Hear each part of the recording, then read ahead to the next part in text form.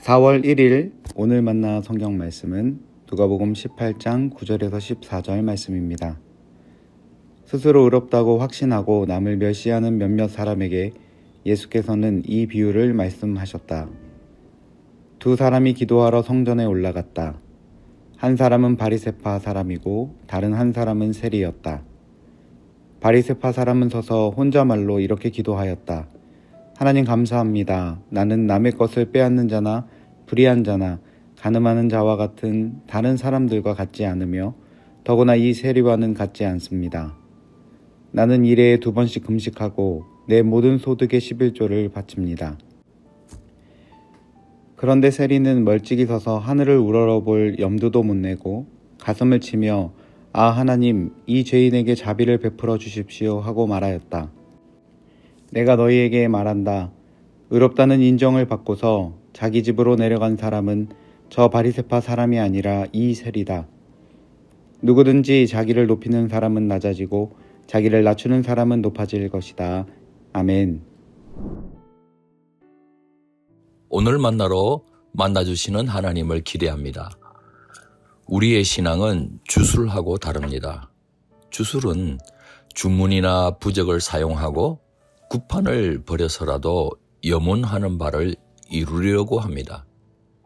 현상세계든 초월세계든 수단 방법을 가리지 않습니다. 그런데 하나님의 자녀로서 우리도 기도라는 도구를 통해 하나님께 소원을 아뢰지 않습니까? 하지만 우리의 기도는 주술의 염원하고는 다릅니다. 우리가 소원하는 바가 이루어지는 것을 고대는 하지만 고집하지는 않기 때문입니다. 우리 뜻보다는 하나님의 뜻이 우리 자신에게도 제일 좋다는 것을 압니다. 이 때문에 기도하는 사람은 하나님 뜻에 자신의 뜻을 조율시켜가는 일련의 과정을 거치게 됩니다. 기도는 확실히 살아계신 하나님과의 인격적인 대화가 맞습니다. 오늘 말씀 앞에도 기도에 대한 비유가 나옵니다. 예수님께서는 항상 기도할 뿐만 아니라 응답이 더디다고 낙심하지 말 것을 가르치기 원하셨습니다. 예수님께서는 비유 속에 하나님을 경외하지 않는 불의한 재판관을 등장시키셨습니다. 또 다른 등장인물은 원한을 품고 있는 과부입니다. 재판관에게 원한을 풀어달라고 줄기차게 민원을 제기했습니다. 제대로 된 재판관이라면 억울하고 원통한 사람이 없도록 진리와 공의의 판결을 해왔을 겁니다. 하지만 불의한 재판관은 그렇지 않았습니다. 과부의 민원을 살펴보지 않고 무시했습니다. 그런데 과부가 계속해서 끈질기게 민원을 제기하자 재판관은 귀찮아서라도 과부의 원한을 풀어준다는 내용입니다. 종말에는 제자들도 예수님께서 걸어가신 고난의 길을 걷게 될 것입니다. 예수님처럼 억울한 일을 당하고 버림도 받을 것입니다. 하나님께서 통치하시는 새 시대의 도래가 예상 밖으로 더디 오고 있다는 것을 고스란히 겪는 것입니다. 하나님의 뜻과 하나님의 때를 받아들이며 견뎌갑니다.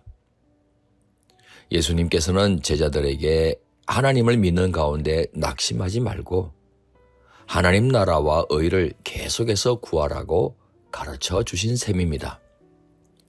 불의한 재판관도 끈질긴 요구를 들어주는데 하물며 의로우신 우리 하나님께서 어찌 믿음으로 구하는 자들의 소원을 들어주시지 않겠느냐는 함의를 갖고 있습니다. 지금 우리에게도 억울한 일이 어디 한두 가지입니까? 세상에는 불의한 세력이 득세하고 있는 것처럼 보입니다. 하지만 하나님께서는 과부의 절박함이 우리에게 과연 있는 것인지 묻고 계십니다. 과연 하나님께서 당신의 때에 반드시 응답해 주실 것을 믿고 하나님 나라와 의를 먼저 구하는 애통함이 있는 것입니까? 오늘 말씀은 곧이어 하신 예수님의 두 번째 비유입니다. 예수님께서는 바리새파 사람의 기도와 세리의 기도를 대조시키고 계십니다. 바리새파 사람은 스스로 의롭다고 생각하며 살아갑니다. 앞에서 언급된 과부의 절실함이 있을 리 없습니다. 자신의 삶은 하나님께서 당연히 보살펴 주신다는 확신으로 가득합니다. 어떤 의미에서는 하나님의 도우심도 그리 필요하지 않다는 영적 오만함도 엿보입니다. 이에 비해 세리의 기도는 절실합니다. 자신은 얼굴을 들 수 없을 정도의 큰 죄인임을 자각하고 있습니다. 님께서는 하나님의 자비와 용서를 절실하게 구하는 세리의 모습을 묘사하신 다음 곧바로 역설적인 진리를 선언하십니다. 스스로 의롭다고 주장하는 사람은 하나님으로부터 불의하다는 판단을 받겠지만 죄인이라고 고백하는 이들은 오히려 의롭다는 평가를 받는다는 내용입니다. 누구든지 자기를 높이면 하나님께서 낮춰버리십니다. 하지만 스스로 낮아지면 하나님께서는 오히려 높여주시는 것입니다. 우리는 자신의 힘이나 자신의 의로움으로 살아갈 수 없습니다. 우리는 전능하신 사랑의 하나님께서 우리의 삶 속에 개입해 오시기를 절박하게 사모해야 하겠습니다. 우리는 하나님의 의를 애통해야 하며 그 의에 기대어 살아가야 하겠습니다. 우리의 마음이 하나님의 마음에 공명되고 우리의 삶이 하나님의 뜻에 조율될 때 우리는 제대로 기도하는 사람이 됩니다. 불의한 세상에서 낙심하지 말고 하나님을 절박하게 사모하는 가운데 하나님과 동행하시는 높은 뜻 성도 되시길 축원합니다. 기도하시겠습니다.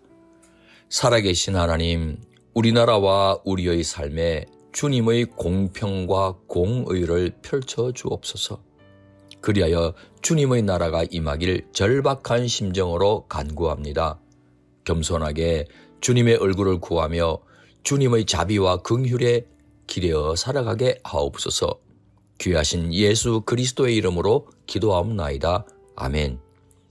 이제 두 가지 제목으로 함께 기도하겠습니다. 첫째, 오늘의 말씀을 따라 기도하겠습니다. 하나님 나라와 의를 구하는 절박함과 하나님의 자비에 기대어 사는 겸손함을 회복시켜 주옵소서. 둘째, 나라와 민족을 위해 기도하겠습니다. 재판관이 되어 서로를 정죄하고 죽일 듯이 싸우는 오만함을 꺾어 주옵시고 하나님의 뜻에 온 국민이 승복하게 하옵소서. 이 제목으로 기도하신 후에 개인 기도를 계속하시겠습니다.